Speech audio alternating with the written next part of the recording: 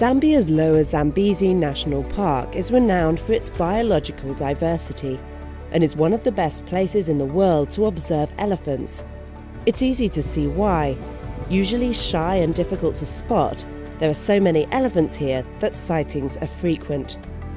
Zambia is one of the top 30 most biodiverse countries in the world in terms of its mammal life, not to mention its birds, plants, insects and reptiles. But that biodiversity is under threat. We've got big deforestation pressure around the national park. If that starts encroaching into the national park, then it affects the wildlife, then that affects the people who are relying on it through tourism and job opportunities, etc. So it's a massive big system that rely on each other now. A new forest survey undertaken by the Zambian Forestry Department in collaboration with the United Nations Food and Agriculture Organization and with the financial support of Finland highlights how unsustainable use of forests is rapidly depleting this vital resource.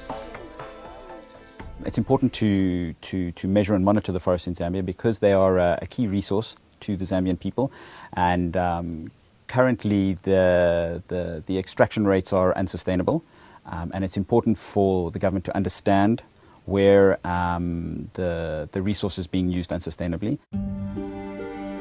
A third of Zambia's trees can be found in Zambia's northwestern province. As the region's capital, Solwezi, expands, people have moved into the Solwezi National Forest, cutting down trees to cultivate crops on the land.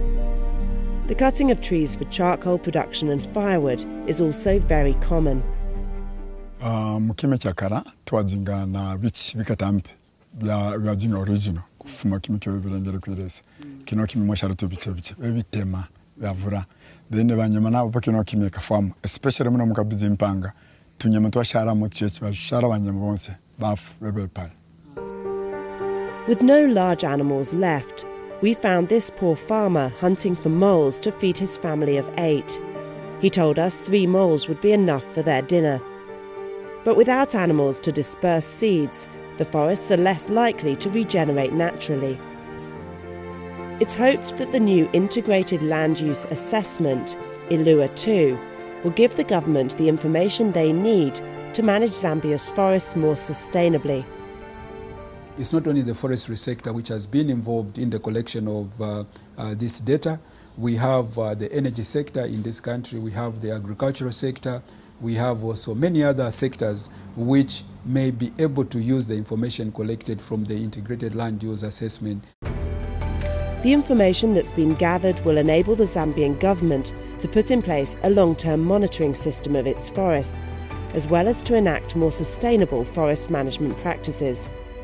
And with one of the highest deforestation rates in the world, these measures could not be more urgent, not only for these magnificent beasts, but also for Zambia's people, who depend on the biodiversity of the forests for their survival.